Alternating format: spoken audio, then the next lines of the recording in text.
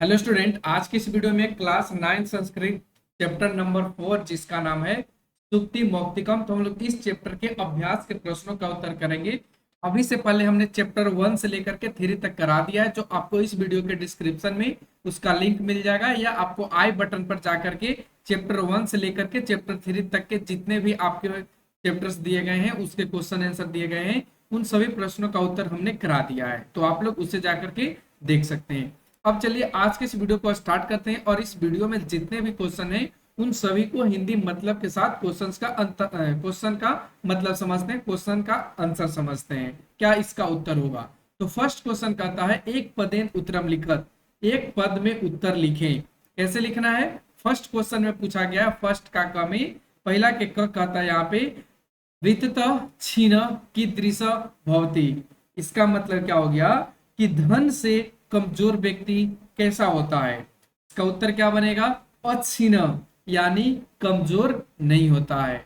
अगला क्वेश्चन, कस्य प्रतिकूलानि कार्याणि परेशान न समाचरेत। इसका मतलब किसके प्रतिकूल, कस्य मतलब किसके प्रतिकूल कार्य दूसरों के साथ नहीं करना चाहिए। इसका उत्तर क्या बनेगा? आत्मनः, यानी स्वयं के साथ या अपने साथ। अगला क्वेश्चन, कुत्र दरिद्रता न भवेत, कहाँ दरिद्रता नहीं होनी चाहिए। इसका क्या बनेगा? वचने, यानी बोलने में। अगला, वृक्षा स्वयं कानी न खादंती, यानी वृक्ष या पेड़ स्वयं क्या नहीं खाते हैं। इसका उत्तर क्या बनेगा? फलानी, फल। अगला है का पूरा लघवी भवती, यानी कौन पहले छोटी होती है।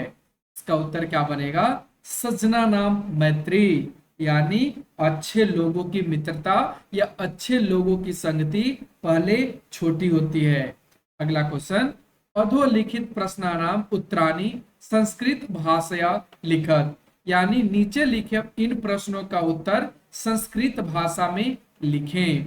जिसमें क कहा है यत्नेन किम रक्षित बीतम प्रीतम वा। इसका मतलब हमें प्रयत्न पूर्वक किसकी रक्षा करनी चाहिए, चरित्र की या धन की। इसका उत्तर क्या होगा? यत्नेन वृतम रक्षेत, यानी प्रयत्न पूर्वक चरित्र की रक्षा करनी चाहिए। अगला, अस्माभि किम न समाचरेत, यानी इसका मतलब होगा हमारे द्वारा कैसा व्यवहार किया जाना चाहिए। कीदृशम आचरणम न कर्तव्यम, यानी या कैसे आचरण नहीं किया जाना चाहिए। इसका उत्तर क्या होगा? अस्माभि आत्मना प्रतिकूलम न समाचरेत। इसका मतलब हमारे द्वारा स्वयं के प्रतिकूल, प्रतिकूलम का मतलब प्रतिकूल हो, प्रतिकूल का मतलब उल्टा भी कर सकते हैं। तो हम हमारे द्वारा स्वयं के प्रतिकूल व्यवहार दूसरों के साथ नहीं करना चाहिए। अगला, जंतव के जंतव केन तुष्यंती, यानी प्राणी या जीव किससे प्रसन्न होते हैं। इसका उत्तर क्या बन जाएगा? जंतव प्रिय वाक्य प्रादानेन तुष्यंती, यानी प्राणी या सभी जीव प्रिय बोलने वाले या मधुर बोलने वाले से प्रसन्न होते हैं या संतुष्ट होते हैं। अगला, सज्जना नाम मैत्री कीदृशा भवति, यानी सज्जनों की मित्रता कैसी होती है। इसका उत्तर क्या बनेगा? सज्जना नाम मैत्री प्रादृश्य छाया यु भवति, यानी सज्जनों की मित्रता दोपहर के बाद वाली छाया की तरह होती है। आरंभे लघवी पश्चात च गुरवी, यानी आरंभ में या शुरू में छोटी और धीरे धीरे बाद में बड़ी होती है। अगला, सरोवर नाम हानि कदा भवति, यानी तालाब की हानि कब होती है। इसका उत्तर है यदा हंस तान परित्रिज्या अनत्र गच्छन्ति तदा सरोवरानाम हानि भवति, यानी जब हंस उन तालाबों को छोड़कर दूसरी जगह चले जाते हैं तब इन तालाबों की हानि होती है। अगला क्वेश्चन, कः स्तंभे विशेषानि ख स्तंभे विशेष्यानि दत्तानि तानि यथोचितवम योज्यत। यानी क स्तंभ में आपको यहाँ पे क स्तंभ जो देखने को मिलेगा, ठीक है, मैं यहाँ पे दिखा देते हैं। ये जो आपका क स्तंभ है उसमें विशेष पद दिया गया है और यहाँ पे ख स्तंभ में क स्तंभ में विशेषण दिया गया है और ख स्तंभ में विशेष पद दिया गया है। तो इन दोनों को उचित ढंग से मिलाना है, जोड़ना है। जैसे फर्स्ट में यहाँ पे आप देखेंगे तो फर्स्ट में कहा है अस्वाद्योत्या, इसका मतलब क्या होता है? स्वादिष्ट जल वाली। तो स्वादिष्ट जल वाली कौन होती है? ये नदी। तो इसका क्या मिल जाएगा? नद। गुण युक्त, गुण युक्त का मतलब गुणों से भरपूर या गुणवान। तो गुणवान कौन होगा? दरिद्र यानी गरीब लोग या निर्धन व्यक्ति। अगला है ग में दिनस्य पूर्वार्ध्य भिन्ना, इसका मतलब दोपहर से पहले की छाया। दोपहर से पहले की छाया या दोपहर से भी कौन होगा? तो दोपहर से पहले की छाया कौन होता है? तो ये दुष्टों की मित्रता होती है, यानी खला नाम मैत्री। फिर अगला कहता है दिनस्य प्रार्धो भिन्ना, यानी दोपहर से बाद की छाया कैसी होती है? तो ये सज्जन मित्रों के जैसा होता है। ठीक है, तो इस तरीके से आपको सारे प्रश्नों का उत्तर निर्माण कर लेना था, जो हमने यहाँ पे आपको मिला करके दिखाया है और आप लोग इसे मिला लेंगे। 4 में आते हैं। 4 में कहता है, यहाँ पे आप देखेंगे अधोलिखित्यो श्लोक्यो हास्यम हिंदी भाष्य आंग्ल भाष्य व लिखत, यानी नीचे लिखे श्लोकों का आशय आपको लिखना है हिंदी भाषा में। ठीक है, तो क कहा गया है आरंभ गुरुवी छैनी क्रमेण लघवी पूरा बुद्धिमती चा पश्चात दिनस्य पूर्वार्ध पराभिन्ना छाया मैत्री फल सज्जना नाम। इसका मतलब समझे तो देखिए हमने यहाँ पे लिखा है पहले वाले श्लोक का मतलब यहाँ तक कि जिस प्रकार दोपहर के बाद की छाया शुरू में छोटी और फिर धीरे धीरे बढ़ती जाती है, उसी प्रकार सज्जनों की मित्रता शुरू में कम फिर धीरे धीरे बढ़ने लगती है। तो यह हमने फर्स्ट श्लोक का, फर्स्ट जो श्लोक है उसका, यानी फर्स्ट श्लोक का पहला जो पंक्ति है उसका हमने यहाँ पे आपको समझाने की कोशिश की है। ठीक है, ये आपका यहाँ तक। ठीक है, उसके बाद आगे कहता है दिनस्य पूर्वार्ध प्राद्र भिन्ना, यानी लेकिन दोपहर से पहले की छाया शुरू में अधिक और फिर धीरे धीरे कम होने लगती है। छायो मैत्री खल सज्जना नाम, वैसे ही दुष्ट लोगों की मित्रता शुरू में अधिक और फिर धीरे धीरे कम होने लगती है। अतः हमें सदैव सज्जनों के साथ ही मित्रता करनी चाहिए। ये आपका हिंदी भाषा में ये श्लोक का आशय हुआ। ठीक है, अब हम आते हैं इसी का एक और श्लोक दिया है ख, जिसमें पहला पंक्ति कहा है प्रिय वाक्य प्रादानेन सर्वे तुष्यंती जंतवा। इसका मतलब समझिए, देखिए हम यहाँ पे लिखे हैं कि मधुर वचन बोलने से सभी प्राणी प्रसन्न होते हैं, इसलिए हमें सदैव मधुर वचन बोलने चाहिए। आगे कहता है तस्माद देव वक्तम वसने चा दरिद्रता, बोलने से क्या दरिद्रता, यानी बोलने में कंजूसी क्यों, अर्थात हमें सदा मधुर वचन बोलने चाहिए, बोलने में कंजूसी नहीं करनी चाहिए। तो ये आपका सेकंड पंक्ति का हिंदी अर्थ आपको समझाया और ये पूरे का यहाँ से मधुर वचन से आपको करनी चाहिए तक ये आपका पूरा श्लोक का हिंदी अर्थ हो गया।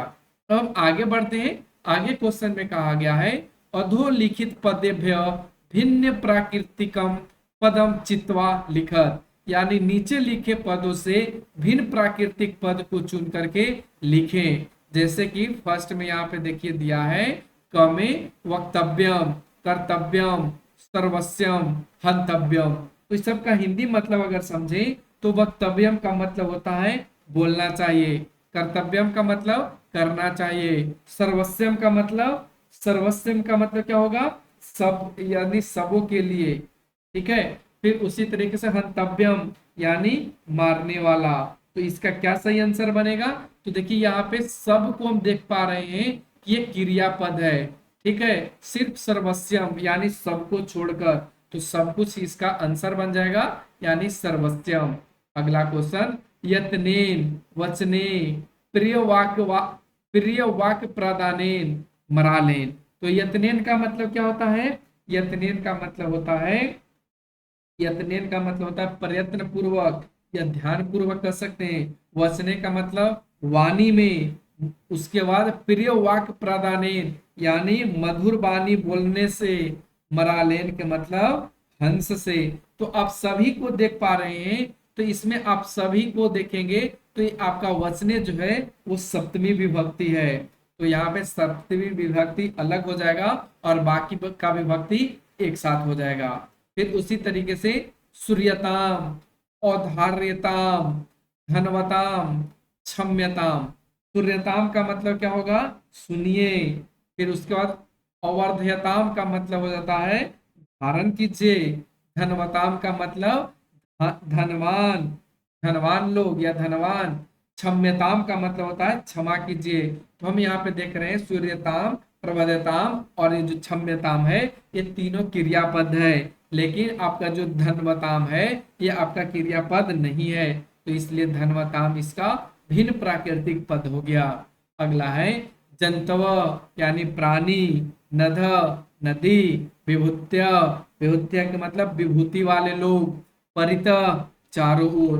तो इस प्रश्न का क्या आंसर बनेगा, परित। क्यों, क्योंकि जंतव आपका क्या हो जाएगा, संज्ञा, नद संज्ञा, विभूत्य संज्ञा, लेकिन परिता चारों ओर संज्ञा नहीं है, तो इस तरीके से परिता इसका आंसर हो जाएगा। उसी तरीके से क्वेश्चन 6 में कहा गया है स्थूल पदा स्थूल पदान्यधिकृत्य प्रश्न वाक्य निर्माणम कुरुत। यानी स्थूल पद यानी मोटे पद या हम यहाँ पे रेखांकित किए हैं, तो रेखांकित पद से प्रश्न का निर्माण करना है। कैसे करेंगे, तो देखिए फर्स्ट क्वेश्चन में कहा गया है वृत्त छीन हत भवती, यानी चरित्र से कमजोर व्यक्ति नष्ट होता है।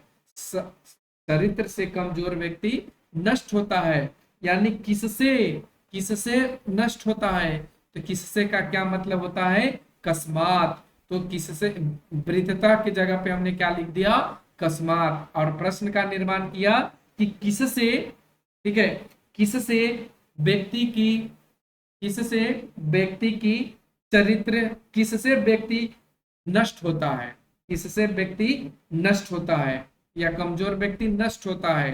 तो यहाँ पे वृद्धता अगर लग जाएगा तो पता चलेगा चरित्र से। अगला क्वेश्चन है धर्म सर्वस्वम श्रुत्वा अवर्ध्यताम, यानी धर्म का सार सुनकर धारण कीजिए। तो क्या, किससे सुनकर, धर्म से। तो किससे के जगह पे क्या हो जाएगा, कम। तो यहाँ पे कम श्रुत्वा अवर्ध्यताम, यानी किसको सुनकर धारण कीजिए। अगला है वृक्षा फलम न खादंती। तो वृक्षा की जगह पे क्या होगा, पहले इसका हिंदी मतलब समझे। तो इसका मतलब होता है कि वृक्ष या पेड़, वृक्ष या पेड़ फल नहीं खाते हैं। तो कौन नहीं फल खाते हैं, तो ये आपका कौन के जगह पे क्या बनेगा, के फलम न खादंती, यानी कौन फल नहीं खाते हैं। अगला क्वेश्चन फलानाम मैत्री आरंभ गुरुवी भवती, यानी फलानाम यानी दुष्टों की मित्रता आरंभ गुरुवी शुरू में बड़ी होती है। तो इसका कैसे बनेगा, किनकी मित्रता, तो किनकी के लिए के साम होगा। तो हमने यहाँ पे लिखा कि साम मैत्री आरंभ गुरुवी भवती, यानी किसकी मित्रता शुरू में बड़ी होती है। अगला क्वेश्चन है अधोलिखितानि वाक्यानि लोट लकारे परिवर्त्यते, यानी नीचे लिखे वाक्यों में लोट लकार में परिवर्तन करना है, उसको बदलना है। जैसे यहाँ पे आप देखेंगे सह पाठम पठती, तो इसका क्या बना गया है, चेंज करके सह पाठम पठतु, यानी सह पाठम पठती का मतलब हो गया वह पाठ पढ़ता है, और सब पाठम पठतु का मतलब हुआ कि वह पाठ पढ़े। उसी तरीके से क में कहा गया है नध अस्वाद्योतोया संति, यानी नदियां स्वादिष्ट जल वाली है। तो इसका कैसे बनाएंगे, तो नध अस्वाद्योतोया संतु, यानी इसका मतलब क्या हो जाएगा कि नदियां स्वादिष्ट जल वाली हो। अगला है स सदैव प्रियवाकम वदति, यानी वह हमेशा प्रियवाक बोलता है। तो इसका क्या बनेगा, स सदैव प्रियवाकम वदतु, यानी वह सदैव प्रियवाक बोले या प्रियवाक बोलने चाहिए। अगला त्वम परेशान प्रतिकूलानी न समाचारासी, यानी इसका मतलब होगा तुम दूसरों के साथ प्रतिकूल आचरण नहीं करते हो। तो इसका क्या होता है, तुम परेशान प्रतिकूलानी न समाचार, यानी तुम्हें दूसरों के प्रतिकूल प्रतिकूल दूसरों के साथ प्रतिकूल आचरण नहीं करना चाहिए या मत करें।